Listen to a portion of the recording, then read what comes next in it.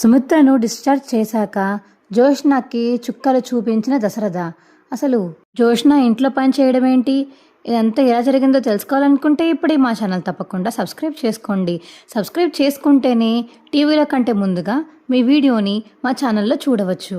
పక్కనే ఉన్న గంట సింబల్ మీద క్లిక్ చేసి నోటిఫికేషన్స్ ఆల్లో పెట్టుకోండి. అప్పుడే మేము చేసే వీడియోలు మీకు రోజు వస్తాయి.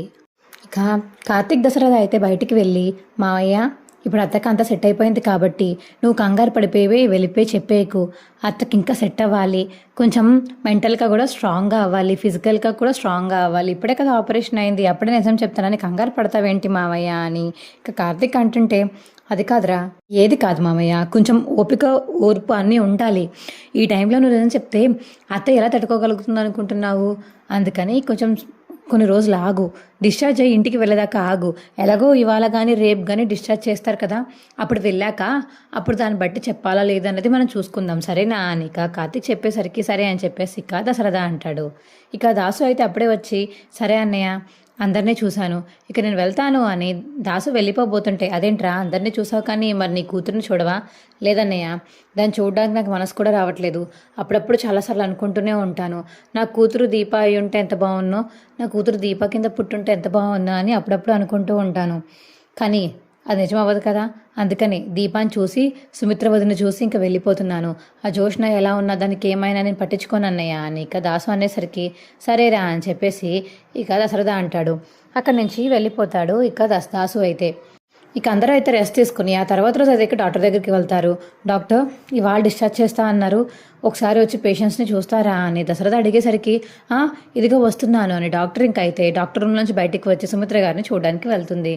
సుమిత్ర గారు, యూ పర్ఫెక్ట్లీ ఆల్ రైట్, మీరు చాలా ఆరోగ్యంగా ఉన్నారు, మీరు ఇవాళ డిశ్చార్జ్ అయిపోవచ్చు, ఇంకా దీపాని జోష్నాని కూడా డిశ్చార్జ్ చేయొచ్చు అని చెప్పి ఇక డాక్టర్ చెప్పేసరికి సరే డాక్టర్ అని చెప్పేసి ఇక దశరథ అంటాడు. ఇక అందరూ అయితే డిశ్చార్జ్ అయిపోయి ఇంటికి అయితే వెళ్ళిపోతారు.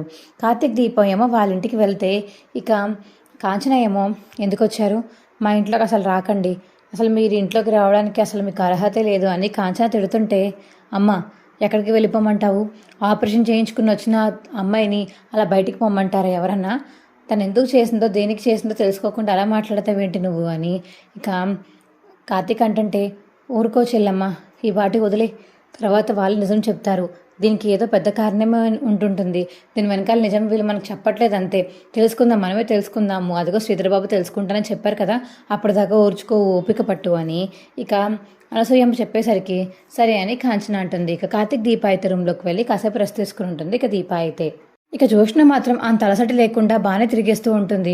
ఇదేంటిది, నీకు ఆపరేషన్ చేశారు కదా, ఇంత ఫ్రీగా ఎలా తిరగలుగుతున్నావు నువ్వు అని శివన్నారాయణ అడుగుతుంటే, ఏమో తాత నా బాడీ నాకు ఫ్రీగానే ఉంది, నాకు పెద్ద ఏమీ అంతలా ఏం లేదులే అని చెప్పేసి ఇక జోష్న అంటుంటే, అవునా ఆపరేషన్ చేసినప్పుడు ఎంత ఫాస్ట్గా నడుస్తారా, మీ అమ్మ ఇంకా లెగలేకపోతుంది కదా, నువ్వు అప్పుడే లేచి నడిచేస్తున్నావు అని చెప్పేసి శివనారాయణ అడుగుతుంటే, పోన్లే నాన్న, జోష్నకి హీరింగ్ పవర్ బాగా ఎక్కువ ఉందేమో, అందుకని బేగా తగ్గిపోయిందేమో, ఇక వాళ్ళ అమ్మని తను చూసుకుంటుందిలే, ఇంట్లో పని, వంట పని, బట్టల పని, అన్ని పనులు జోష్న చేసేసి ఇంకైతే తనకేమంతేం లేదని చెప్పింది కదా అనిక దశరథ చెప్పేసరికి, ఏమా అంతేనా జోష్న అని దశరథ అడుగుతుంటే, నాన్న చేస్తా అని చెప్పేసి జోష్న అంటుంది.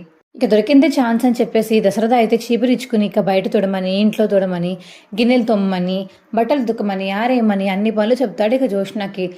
అది చూసిన పార్యతం అయితే, ఏంటి జోష్న ఇది, బోన్మారే ఇచ్చింది నువ్వే కదా, బోన్మారే ఇచ్చినా సరే నువ్వు ఇంత పనులు ఎలా చేయగలుగుతున్నావు, ఆపరేషన్ అయ్యి 3 రోజులే కదా అయింది, ఇంత ఫాస్ట్గా లేచి ఇలా పనులు ఎలా చేయగలుగుతున్నావు నువ్వు, ఏమో గ్రాని నాకు అది అర్థం కావట్లేదు, మరి నా బాడీలో ఎక్కడ నాకు పెయిన్స్ ఏం రావట్లేదు, నాకు బాగానే ఉందనిపించింది, అందుకని ఈ పనులను చేస్తున్నాను, దొరికిన ఛాన్స్ కదా అని నాన్న మొత్తానికి నన్ను పిండి చేసేస్తున్నారు, చేయలేకపోతున్నాను ఈ పనులు, అసలుకే నాకు రావు, గ్రాని కొంచెం హెల్ప్ చేయొచ్చు కదా అనిక జోష్న పార్యాతను అడిగేసరికి, అమ్మో హెల్పా నేనా, నా వల్ల కాదే, నువ్వే కంటిన్యూ అయిపో అని అక్కడి నుంచి వెళ్ళిపోద్ది ఇక పార్యాతం అయితే. ఈ గ్రాని కూడా అంతే, దేవుడా ఈ గండ నుంచి బయటెక్కించి బయట పట్టించి నన్ను ప్లీజ్ దేవుడా అని ఇక దేవుడిని కోరుకుంటుంది జోష్న అయితే. బాగా అవ్వాలి జోష్న నీకు, లేకపోతే నా దీపాన్ని ఇన్ని రోజులనే కష్టపడతావా, తన కడుపులో ఉన్న బిడ్డకి ఆపద కలిగిస్తావా, ఇవాళ నీకు చుక్కలు చూపిస్తాను చూడు, ఇలాగే ఉంటుంది రాబోయే రోజుల్లో అని దశరథ అయితే మనసులో అనుకుంటాడు. మా వీడియో మీకు ఎలా అనిపించిందో కింద కామెంట్ సెక్షన్లో తెలియచేయండి. మా వీడియో కనుక నచ్చితే మా వీడియోని లైక్ చేసి తప్పకుండా మా ఛానల్ సబ్స్క్రైబ్ చేసుకోండి. పక్కనే ఉన్న గంట సింబల్ మీద క్లిక్ చేసి నోటిఫికేషన్స్ ఆల్లో పెట్టుకోండి. అప్పుడే మేము చేసే వీడియోలు మీకు రోజు వస్తాయి. Bye friends.